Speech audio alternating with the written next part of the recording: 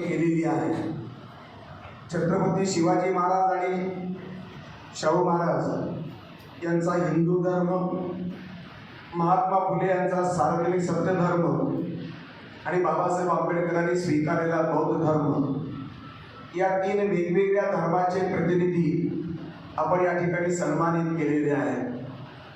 जगामध्ये अनेक धर्म आहेत, त्या धर्मामध्येही अनेक महापुरुष आहेत। या सर्व महापुरुषांची बेरीज जर आपण करू शकलो तर मानवता सुखी करण्यासाठी आणि पृथ्वीच्या नकाशामध्ये 700 कोटी मानवता सुखानं नांदण्यासाठी सर्व महापुरुषांच्या बेरीजचं पुण्य आज उपयुक्त ठरणार आहे। या 2-3 विद्यार्थ्यांनी जी तडफदार आपल्याकडे भाषण केली, त्यातला वेदांत आणि अजिंक्यानी या विद्यार्थ्यांच्या तडफदार अशा प्रकारच्या भूमिकेबद्दल, त्यांच्या व्यासंगी वृत्तीबद्दल आणि त्यांच्या प्रबोधनात्मक भूमिकेबद्दल मी आनंद आणि समाधान व्यक्त करतो।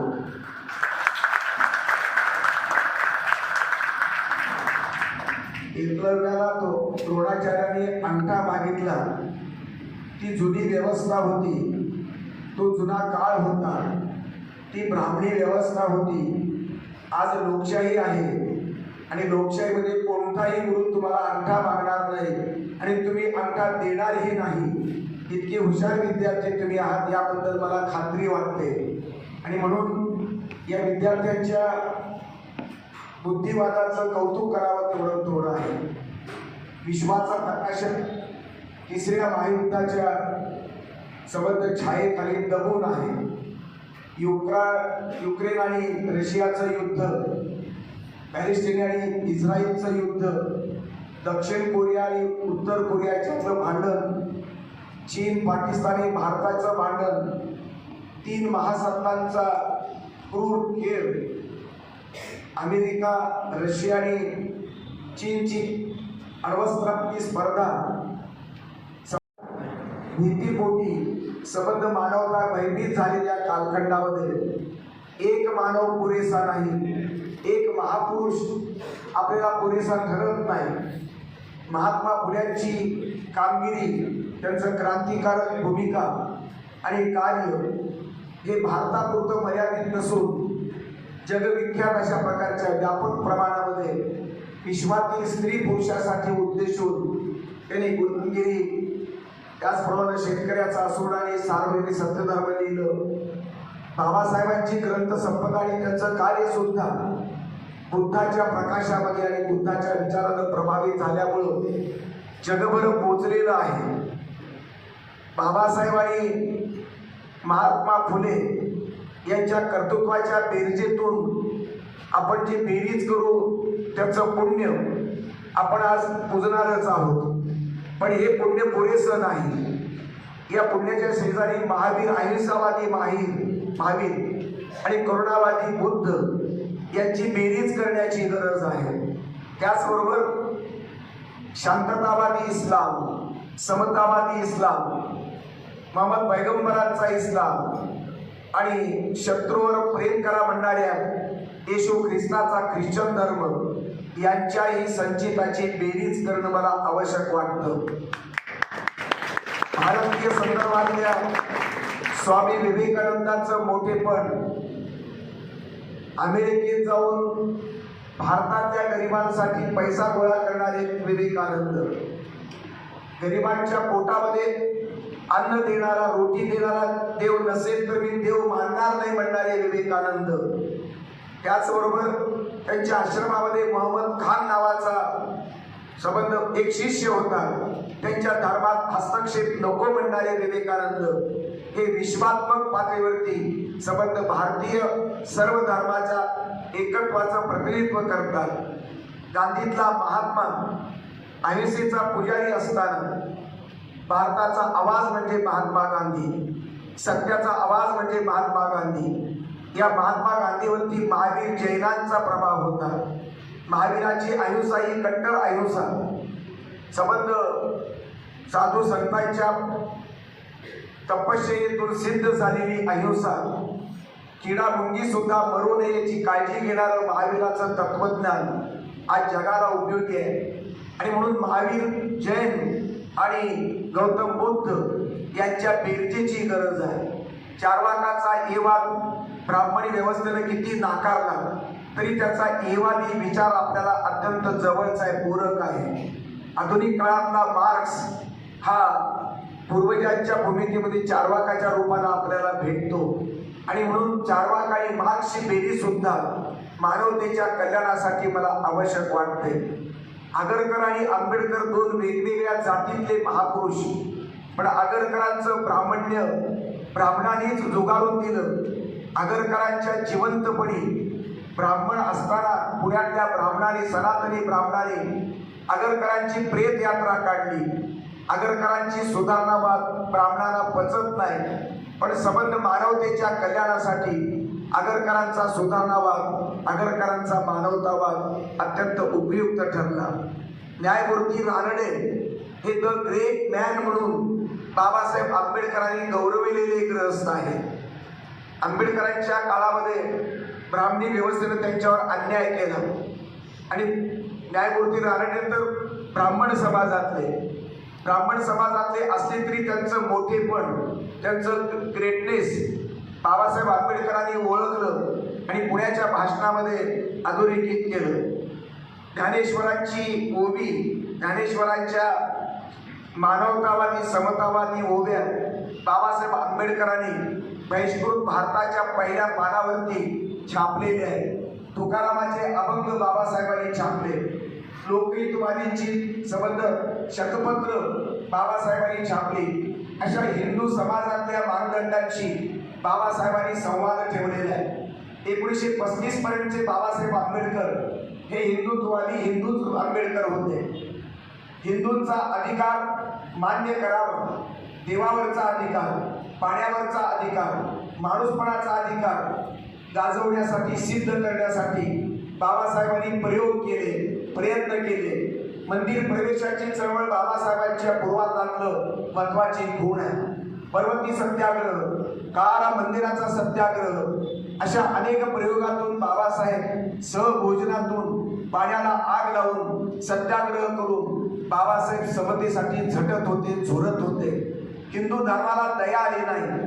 हिंदू धर्मातल्या खऱ्या हिंदुत्ववाद्यांची, खऱ्या हिंदू धर्माचं पुण्य हे खोट्या हिंदुत्ववाद्यांनी जोपासलं नाही आणि म्हणून बाबासाहेबांचा हक्क मान्य केला नाही. यामुळं बाबासाहेबांनी कंटाळून हिंदू धर्माला नोटीस दिली आणि अत्यंत जवळचा असा, भारतीय भूमीला जवळचा असणारा जगविख्यात असा प्रकारचा बौद्ध धर्म बाबासाहेबांनी स्वीकारला. बाबासाहेब बुद्धिवादी होते आणि बुद्धिवादाला बुद्धवादामध्ये निर्णायक स्थान होतं. त्यामुळं बुद्धिवादी बाबासाहेब बुद्धवादी झाले, बुद्धाला शरण गेले. महात्मा फुले बाबासाहेबांचे गुरु, बाबासाहेबांच्या गुरुने एक धर्म स्थापन केला होता, सार्वजनिक सत्य धर्म. या सार्वजनिक सत्य धर्मामध्ये निर्मिक कल्पना मांडलेली आहे, ईश्वराला पर्यायी कल्पना म्हणून ती मांडली. पण शेवटी ईश्वरी संकल्पनेतलेच तो भाग होता आणि म्हणून जो ईश्वर दलितांच्या मदतीला येत नाही, अन्याय अत्याचाराला बळी पडलेल्या दलितांचं दुःख पुसत नाही, अश्रू पुसत नाही, 33 कोटी देव असताना एकही देव एकाही दलितांच्या मदतीला आला नाही, ही वास्तवता लक्षात घेऊन बाबासाहेबांनी देव नाकारला, हिंदू धर्म नाकारला आणि महात्मा फुल्यांचा सार्वजनिक सत्य धर्म मूल्यात्मक दृष्ट्या चांगला असूनही तो बाजूला सारला. गुरुला बाजूला सारून बुद्धापर्यंत, बुद्धाच्या बुद्धिवादापर्यंत बाबासाहेब शरण गेले आणि बाबासाहेबांनी राष्ट्रनिष्ठा जोपासली. राष्ट्रहितासाठी बाबासाहेबांनी निरीश्वरवादी धर्म स्वीकारला. महावीर आणि बुद्ध आणि चार्वाक हे नास्तिक अशा प्रकारचे तत्वज्ञ आहेत. त्यांनी ईश्वरवाद मानला नाही आणि संबंध बाकीच्या जगातले धर्म ईश्वर मानतात आणि म्हणून प्रबोधनाच्या 2 परंपरा आहेत जगामध्ये, एक ईश्वरवादाची परंपरा आणि एक निरीश्वरवादी परंपरा. दोन्ही परंपरांचं योगदान माणसाच्या विकासासाठी जरूर आहे. महात्मा फुले हे ईश्वरवादी परंपरेचे प्रतिनिधी आहेत आणि बाबासाहेब आंबेडकर निरीश्वरवादी संबंध तत्वज्ञानाचे आणि प्रबोधनाचे प्रतिनिधी आहेत। या दोन प्रतिनिधींच्या बेरजेतून एक नवीन अशा प्रकारचं प्रबोधन, समिश्र अशा प्रकारचं प्रबोधन अपेक्षित आहे, आवश्यक आहे। पण दुर्दैवानं ज्या ब्राह्मणशाहीचा विरोध बाबासाहेबांनी केला, महात्मा फुल्यांनी केला, ती ब्राह्मणशाही आजही शिल्लक आहे। ती ब्राह्मणापुरती मर्यादित राहिलेली नाही। ब्राह्मणशाहीचा स्तोम ब्राह्मण तर गाजवतात, सिद्ध करतातच, पण बहुजनामध्ये सुद्धा जातवाद आहे। ब्राह्मणामधला जातीवाद आणि बहुजनातला जातीवाद हे एका नाण्याच्या दोन बाजू आहेत। एकाचा जातीवाद दुसऱ्या जातीवादाला निर्दोष उत्तर ठरू शकत नाही आणि म्हणून जाती व्यवस्थाच निकाली काढणं हेच खरं फुले आंबेडकरांच्या भूमिकेचं सार आहे, सूत्र आहे। या भूमिकेतून विचार करताना बाबासाहेबांच्या संबंध जीवनाचा विचार जर केला तर पूर्वार्धातले बाबासाहेब हिंदू म्हणून जगू इच्छितात, परंतु जगण्याची त्याला सोय करून दिली नाही आणि म्हणून बुद्ध धम्मापर्यंत बाबासाहेब गेले। पण संविधानातले बाबासाहेब हे सेक्युलर बाबासाहेब आहेत। संविधानातले बाबासाहेब हे सर्व धर्माचं स्वातंत्र्य आणि उपासना पद्धती हे प्रमाण मानणारे बाबासाहेब आहेत आणि म्हणून समाजवादी बाबासाहेब, सेक्युलर बाबासाहेब, संविधानवादी बाबासाहेब या बाबासाहेबांच्या वेगवेगळ्या भूमिका आपण समजून घेण्याची गरज आहे। कोणते बाबासाहेब आपण स्वीकारणार आहोत या दृष्टीने विचार करताना व्यापक बुद्धिवाद, व्यापक धर्मवाद, सहिष्णू धर्मवादाच्या दृष्टीनं बाबासाहेबांनी सगळ्या धर्माला, शुद्ध धर्माला परवानगी दिली। अशुद्ध धर्म, कर्मठ धर्म हा लोकशाहीला मारक असतो, किंबहुना तो धर्मच नसतो। अधर्माचं संबंध वर्चस्व धर्मावरती प्रस्थापित झालेल्या कालखंडामध्ये आज वावरत आहोत। तरुण पिढी सगळी आपण वेगवेगळ्या जाती धर्माचे आहात, पण इथे एकत्र एका दिलानं, एका मनानं, एका भूमिकेनं वावरत आहात। ही भूमिका मला महत्वाची वाटते।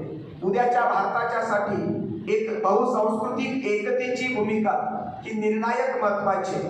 उद्याचं जग, पृथ्वी तलावरचे संबंध मानवता जगवायचे असेल तर धर्माची वाटणी ही बरोबर नाही आणि कर्मठ धर्मवाद, धर्मांधता, धार्मिक अस्मिता या पेटलेल्या असताना संबंध धर्माच्या भांडणामध्ये मानवता जळून जाण्याचा धोका आहे। विश्वाचा नकाशा युद्धामध्ये संबंध जळून हादरून जाण्याची शक्यता आहे। या परिस्थितीमध्ये शांततावादाच्या दृष्टीतून मानवता जगवण्यासाठी धर्माच्या मध्ये क्रूरता आहे। धर्म सात्विक असतो, धर्म शुद्ध असला पाहिजे, धर्म मानवता असला पाहिजे, धर्मानं माणूस जोडला पाहिजे। इथे तर प्रत्येक धर्म माणसामध्ये वजाबाकी करतोय। उरावर बसून गळे कापण्यामध्ये धर्माचं अभिव्यक्तीकरण केलं जात आहे आणि म्हणून धर्माच्या संदर्भामध्ये छातीवर बसून गळा दाबणं, गळा कापणं हा धर्म नव्हे, हा तर अधर्म आहे। गळ्यात गळा घालून संबंध माणसाचं गाणं, माणसाचं गाण्यामध्ये संबंध जगाचं भलं आहे, हा खरा धर्म आहे। आणि म्हणून महात्मा फुल्यांनी मानवता धर्माचा पुरस्कार केलाय। मानवतेचा अध्यात्म संचलन करणाऱ्या मुला मुलींनी त्या संबंध त्या गीताचा इथे उल्लेख केलेला आहे। महात्मा फुल्यांनी ब्राह्मण, मांग, ख्रिस्त आणि काय मोहम्मद धनारे पोटाशी अशा प्रकारचा एक अखंड लिहिलेला आहे। चार जातीच फक्त पोटाशी धराव्यात असं नाही। ब्राह्मणाचा उल्लेख केला, मातंगाचा उल्लेख केला आणि ख्रिस्त आणि मोहम्मदाचा उल्लेख महात्मा फुल्यांनी केला। पण हे सूचित अशा प्रकारचं सूत्र आहे। सर्व मानवाला पोटाशी धरण्याची भूमिका महात्मा फुल्यांची आहे। ज्ञानेश्वराच्या पसायदानामध्ये जी व्यापक भूमिका आहे, ती विशाल भूमिका आहे। जो जे वांछिन तो ते लाहो प्राणी जात, ही विश्वात्मक भूमिका संतांची आहे। आणि म्हणून ज्ञानेश्वराच्या ओव्या बाबासाहेब आंबेडकरांनी जातीची भिंत पाडून आपल्या बहिष्कृत भारतामध्ये छापलेले आहे। ज्ञानेश्वर वंदनीय, तुकाराम वंदनीय। हिंदू धर्मातल्या चांगुलपणाशी बाबासाहेबांचं भांडण नाही। बाबासाहेबांनी स्वीकारलेल्या बुद्धाला हिंदू समाजातल्या संतत्वाचं वावडं नाही। संतत्व श्रेष्ठ असतं, महापुरुषाचं सामर्थ्य श्रेष्ठ असतं आणि म्हणून या सर्व सामर्थ्याच्या बेरजेमध्ये समाधान आहे की आपण जी बेरीज केला महापुरुषांची ती अपूर्ण आहे, अशी वाढत राहिली पाहिजे। एवढीच बेरीज कशी पुरेल? एक महापुरुष 4 महापुरुष 10 महापुरुष मानवतेच्या कल्याणासाठी पुरेसे नसतात। महापुरुषाला मर्यादा असतात, प्रॉडक्ट असतं एका काळाचं, आणि म्हणून त्या काळाच्या प्रॉडक्टनुसार महापुरुष बोलत असतात, कृती करत असतात। त्यामुळे महापुरुषामध्ये एक सामान्य माणूस दडलेला असतो। महापुरुषाला नाक असतं आणि नाकामध्ये शेंबूड असतो, म्हणजे त्यांच्या मर्यादांचं वंदनीय मानण्याचं कारण नाही।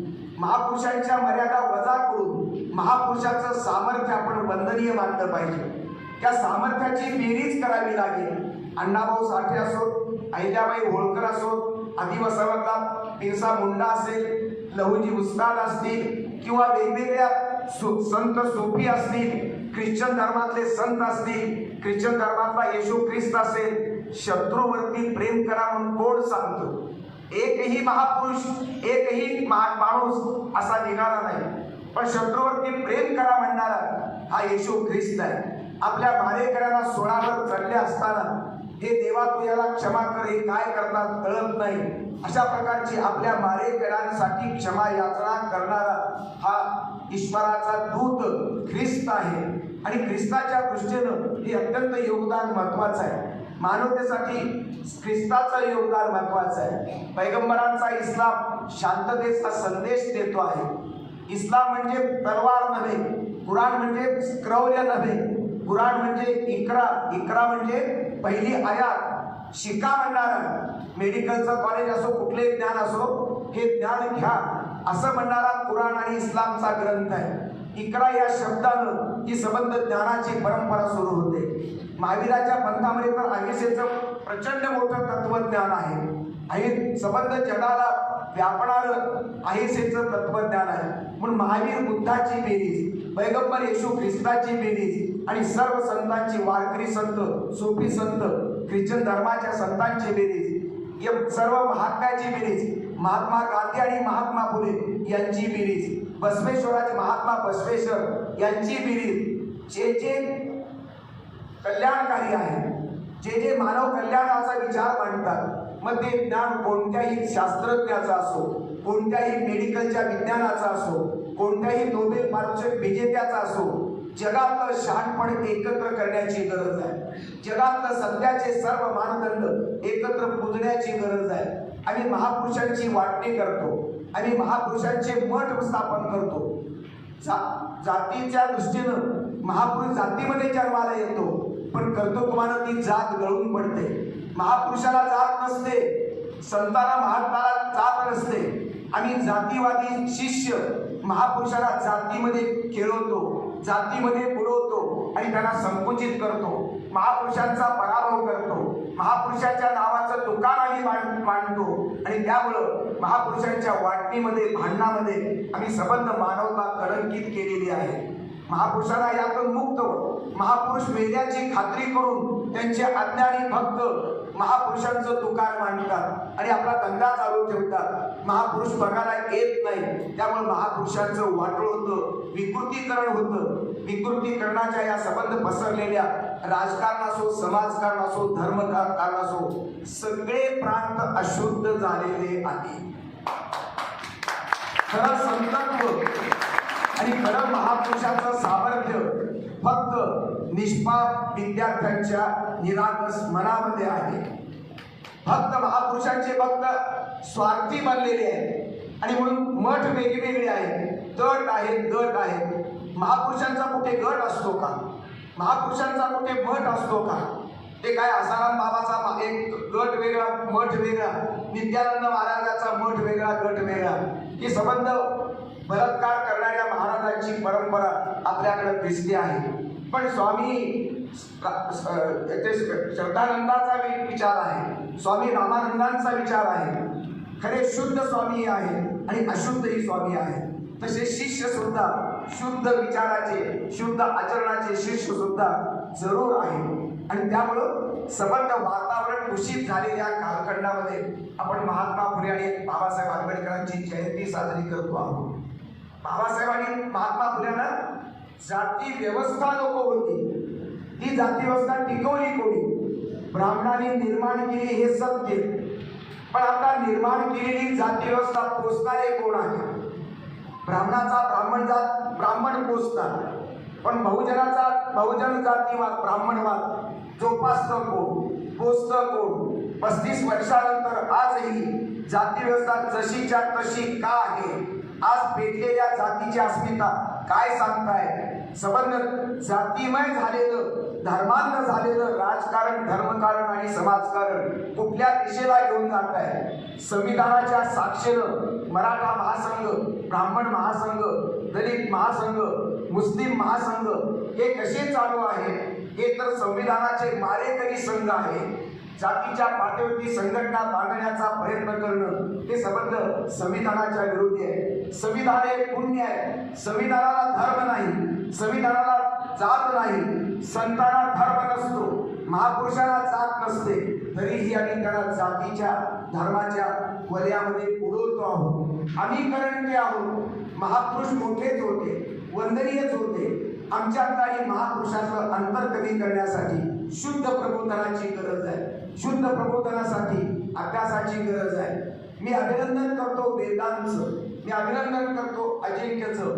अत्यंत वेगळे बाबासाहेब आंबेडकर त्यांनी मांडण्याचा प्रयत्न केला. पाण्याच्या प्रश्नावरती आंबेडकर, विजेच्या दृष्टीनं वेगवेगळे शोध लावणारे, वेगवेगळे प्रकल्प राबवणारे बाबासाहेब आंबेडकर त्यांनी मांडले. आतापर्यंत बाबासाहेब आंबेडकर म्हणजे दलितांचे आंबेडकर असे मानले जात होते. समाज क्रांतिकारक आंबेडकर एकच ठसा उमटवला गेला, पण विधायक प्रवृत्तीचे संबंध डोंगर उभे करणारे बाबासाहेब आंबेडकर हे संबंध दिसते. अर्थशास्त्रज्ञ आंबेडकर हे अत्यंत महत्वाचा पैलू आहे आणि तो लोकशाहीसाठी आवश्यक आहे. आदिवासींचे आंबेडकर आहे, किंवा दलितरांचे आंबेडकर आहे, ब्राह्मण समाजाचे सुद्धा आंबेडकर आहे. ते कुठल्या एका जातीच्या विरुद्ध नाही. आणि म्हणून बाबासाहेबांचा विचार हा संपूर्ण जाती व्यवस्थेच्या विरोधातला विचार आहे. बाबासाहेब आंबेडकरांच्या चळवळीमध्ये अनेक ब्राह्मण होते. मनुस्मृती दहन करणारा माणूस गंगाधर सहस्रबुद्धे हा ब्राह्मण होता. मनुस्मृती दहनाचा ठराव त्यांनी महाडच्या सत्याग्रहात ठराव मांडला सभेमध्ये, आणि मनुस्मृतीची पानं जाळण्यासाठी बौद्ध भिक्खूला दिलेली आहे. आणि बाबासाहेबांनी मनुस्मृती दहनाचा कार्यक्रम केला. अनंत चित्रे नावाचे महाडच्या त्या शहराचे अध्यक्ष होते.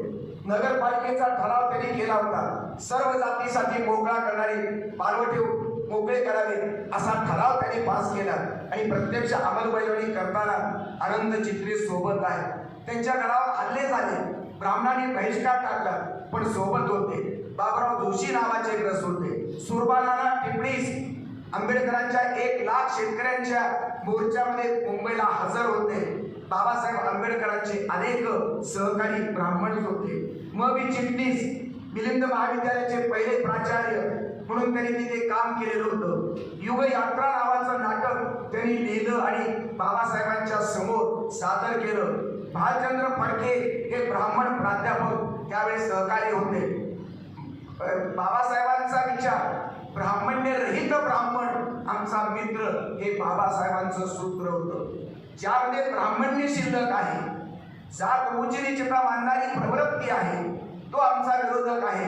आणि म्हणून मराठ्यातलं ब्राह्मण्य, ब्राह्मणातलं ब्राह्मण्य आणि दलितातलं ब्राह्मण्य बाबासाहेब आंबेडकरांनी निषेधार्ह मानलं. प्रत्येक जातीमधलं ब्राह्मण्य हे निषेधार्ह मानलं. बाबासाहेब आंबेडकरांच्या गुरुनी महात्मा फुल्यांनी सुद्धा सत्यशोधक समाजाला अनेक ब्राह्मणांचं सहकार्य मिळालं. विष्णू शास्त्री चिपळूणकर हे विरोधात फुल्यांच्या, आणि विष्णू शास्त्रीचे वडील कृष्ण शास्त्री चिपळूणकर हे फुल्यांच्या, महात्मा फुल्यांच्या सोबत होते. अनेक ब्राह्मण सहकार्याने त्याला साथ दिली. ब्राह्मणांच्या विधवांचं केशवपन करू नये, त्यांचे केस तसेच राहिले पाहिजेत, ही कल्पना महात्मा फुल्यांच्या डोक्यात आली आणि वारकाचा संप त्यांनी घडवून आणला. महात्मा फुले जर ब्राह्मणाच्या विरुद्ध होते, तर ब्राह्मण बायकांच्या केसांची काळजी महात्मा फुले का करायचे हा प्रश्न आहे. या दृष्टीनं महात्मा फुल्यांची सत्यशोधक चळवळ ही जाती व्यवस्थेच्या विरोधातली चळवळ होती. ती बहुजनांच्या जातीवादाविरुद्ध होती आणि ब्राह्मणांच्याही जातीवादाविरुद्ध होती. खुद्द महात्मा फुल्यांची माळी जात त्याला विरोधक होती. या काळातले माळी, या काळातले मराठी, या काळातले सनातनी ब्राह्मण हे सर्वच जातीनिष्ठ होते आणि ते महात्मा फुलेचे विरोधक होते, ब्राह्मणशाहीचे संरक्षक होते. जे जे बहुजन संरक्षक होते तेच महात्मा फुल्यांचे विरोधक होते. अशा विरोधामध्ये महात्मा फुले क्रांती केली, शिक्षणाची क्रांती. संबंध दलितांच्या मुलींना पोत्यात घालून सदाशिव पेठेमध्ये भिड्यांच्या शाळेमध्ये आणून ठेवायचे. पांडुरंग गायकवाड नावाचा एक दलित समाजाचा माणूस होता. तो पोत्यामध्ये महार समाजाच्या, मातंग समाजाच्या मुली घालून त्या ठिकाणी तो शाळेमध्ये आणून सोडत होता. इतकी कठीण अवस्था होती. सावित्रीबाईला तर शेण आणि अंड्यांचे मारणं झाले, दगड मारावे लागले. हे दगड मारणारे ब्राह्मण होते, मराठा होते, माळी होते. केवळ ब्राह्मणच होते असं नाही, सर्व जातीनिष्ठ, जाती व्यवस्था पोचणारी सर्व मंडळी त्या काळात होती. आणि म्हणून सावित्रीबाईचं मोठेपण महात्मा फुल्यांच्याही बरोबरीनं किंवा कणभर जास्त आहे. कणभर जास्त का आहे? महात्मा फुल्यांनी योजना आखली. ब्राह्मण स्त्रिया विधवांच्या पातळीवरती महात्मा फुले सुधारणा करू पाहत होते. विधवेचा विवाह महात्मा फुले लावू इच्छित होते. ज्या विधवांचं लग्न झालं नाही आणि ज्यांचं पाऊल वाकडं पडलं त्या विधवांचं मातृत्व समोर आलं. आता त्यांना मरण्यापासून, आत्महत्या करण्यापासून इलाज नव्हता. कुमारी मातेचं मातृत्व आज इंग्लंड, अमेरिकेसारख्या पुढाकार आपल्या देशामध्ये सुद्धा आज मंगलमय मानलं जात नाही. भारतात तर कुण्याही कुमारिकेचं मातृत्व हे मंगलमय मानलं जात नाही.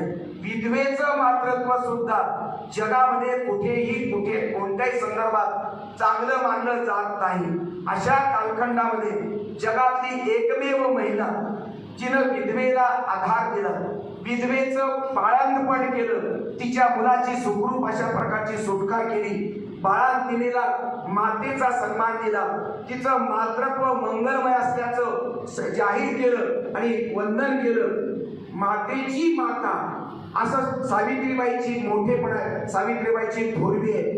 केवळ शिक्षण देणारी सावित्रीबाई ही तर सर्वांची निश्चितपणे शिक्षिका आहे, लोकशिक्षिका आहे. पण विधवेचं मातृत्व मंगलमय मानण्याचं हे काम सावित्रीबाईने केलं.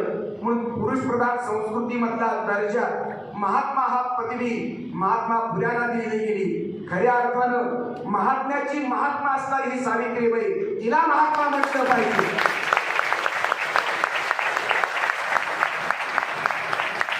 आमच्या विचार करण्याच्या पद्धतीमध्ये बदल होतो आहे आणि म्हणून महात्मा फुल्यांचं हे मोठेपण जगाने मान्य केलेलं आहे. अशा परिस्थितीमध्ये, या संबंध परिस्थितीमध्ये महात्मा फुल्यांचं गुरुपण हे बाबासाहेब आंबेडकरांनी मान्य केलं. पण महात्मा फुल्यांचा संवाद अनेकांशी मध्ये शाहू महाराज आहे. शाहू महाराजांनी महात्मा फुल्यांचे विचार पचवलेले आहेत, नाही असं नाही. त्यांनी विधवा विवाहाचा पुरस्कार केला, आपल्या घराण्यामध्ये विधवा संबंध पुनर्विवाह केला. ही परंपरा पुढे चालत राहिली. बाबासाहेब आंबेडकरांनी सुद्धा आंतरजाती विवाह केला. रमाई मातेशी विवाह झाल्यानंतर 1935ला तिचा मृत्यू झाला. रमाई मातेचं योगदान त्यात फार मोठं आहे. रमाई म्हणजे सुकलेलं फूल, रमाई म्हणजे समर्पणाची स्पर्धा. बाबासाहेब आंबेडकर देशासाठी समर्पित आणि देशासाठी समर्पित असलेल्या बाबासाहेबांची पत्नी रमाई बाबासाहेबांना समर्पित अशी ही समर्पणाची स्पर्धा या नवरा बायकोत लागलेली होती.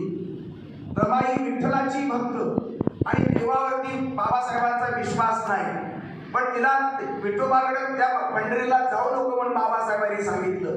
अशा प्रकारचं त्यागामध्ये रस्त्यावरच्या शेणा विसणारी रमाई, बॅरिस्टर माणूस, अफाट जगातला 32 डिग्र्या प्राप्त केलेला महापंडित, अर्थशास्त्र, तत्वज्ञान, इतिहास, धर्मशास्त्र, मानववंशशास्त्र या सर्व शास्त्रातला पारंगत असणारा देशभक्त बाबासाहेब आंबेडकर यांच्या संबंध परंपरेला अत्यंत मोठा अशा प्रकारचा भाग. या संबंध सावित्रीबाई, या संबंध रमाईनं महापुरुष आंबेडकरांना पूजा केली. तिची संबंध या देशामधला मोठा माणूस म्हणून बाबासाहेब आंबेडकरांचं मोठेपण आहे. समर्पणात त्यागामध्ये या रमाईचं आयुष्य गेलेलं आहे आणि तिचा मृत्यू 1935ला झाला. त्यावेळेस बाबासाहेब ढसाढसा रडले. बाबासाहेबांना एकूण 6 मुलं झाली. 6 मुलांमध्ये फक्त एक मुलगा जगला. या 4 मुलांमध्ये संबंध रडत वेगळ्या पण त्या काळाच्या पडद्याआड मातीच्या 8 मुलं का जगली नाही त्याचा विचार तर केला तर दारिद्र्य आणि गरिबीचा संदर्भ बाबासाहेबांच्या कुटुंबाला होता. 8 लोकांचं कुटुंब रमाई सांभाळत होत्या, तुटपुंज्या पैशावरती सांभाळत होत्या आणि म्हणून शेण्या वेचाव्या लागल्या. बॅरिस्टर माणसाची बायको रस्त्यावरती शेण्या वेचते, त्याला त्याग किती करावा लागतो. एखाद्या बायकोला आपल्या नवऱ्यासाठी त्याग किती करावा. मोठेपणासाठी आणि समाजाच्या कल्याणासाठी वाहून घेतलेल्या नवऱ्यासाठी तिनं त्याग केला. आणि अशा परिस्थितीमध्ये त्यांची मुलं 4 मुलं ज्यावेळेस मातीत गेली त्यावेळेस बाबासाहेब किती रडले असते. रमाईच्या घराला पण बाबासाहेब रडण्यासाठी त्याला एक तरी खांदा होता.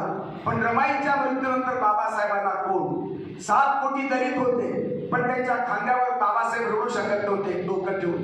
मग बाबासाहेब पंडित मदन मोहन मालवीयच्या गळ्यात पडून रडणार का, गोळवलकर गुरुजीच्या गळ्यात पडून रडणार का, गांधीच्या गळ्यात पडून रडणार का. बाबासाहेबांचे अश्रू 4 भिंती पलीकडे कुणाला हे कळले नाही.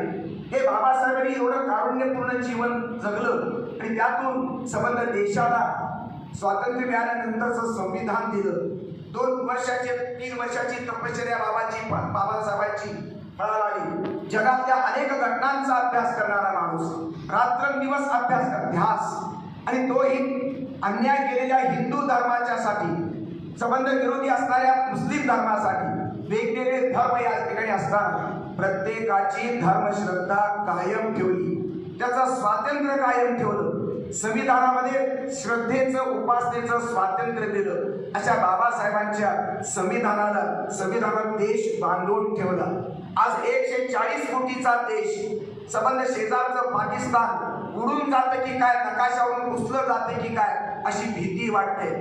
उपासमार, महागाई, तिथलं राजकारण, तिथलं धर्मकारण सगळं टोकाला गेलेलं आहे. आपसातल्या मारामाऱ्या, इस्लाम मधल्याच शिया सुन्नीची भांडणं पाकिस्तानमध्ये टोकाला गेली आणि तिथल्या घटनेच्या संबंध पातळीवर संबंध देश हा संपतो की काय अशा प्रकारचा आहे. पण बाबासाहेबांचा भारत, गांधीचा भारत वेगवेगळा नाही.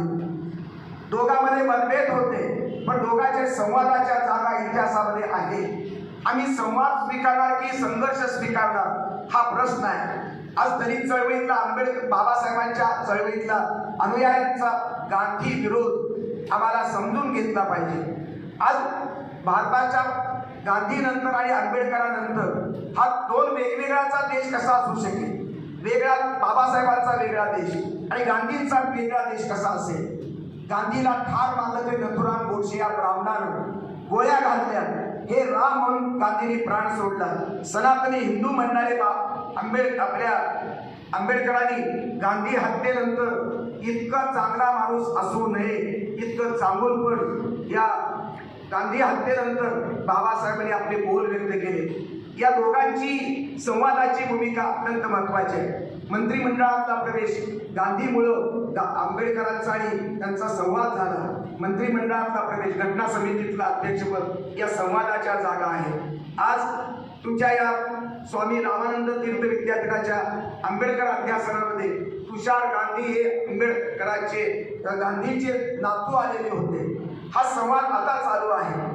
अजूनही असा वाढत राहावा. संवादामध्ये सामर्थ्य असतं आणि सामर्थ्यामध्ये कल्याणाची शक्ती असते आणि कल्याण शक्तीमध्ये स्वप्न असतं देशाच्या भवितव्याचं. या दृष्टीनं संबंध भारताचा नकाशा एक करण्यासाठी, जगाचा नकाशा अर्थपूर्ण करण्यासाठी सर्व मानवतेच्या कैवाऱ्यांची बेरीज करावी लागेल. नवीन गणित राजकारणामध्ये बेरीज करतात पण मी समाजकारणातल्या बेरीजचं सूत्र आपल्याला सांगतो. सर्व महापुरुषांची बेरीज, सर्व संतांची बेरीज, सर्व सत्याची बेरीज, सर्व शहाणपणाची बेरीज आणि सर्व मानवी कल्याणकारी शक्तीची बेरीज. या शक्तीच्या सूत्रावर, या गणिताच्या बेरजेवर आपण संबंध मानवता, जगातली मानवता सुखी करू शकू. विश्व शांतीसाठी, विश्व कल्याणासाठी, विश्व धर्मासाठी आणि विश्व संबंध कल्याणासाठी आपली मानवता, आपले महापुरुष कामी यावे.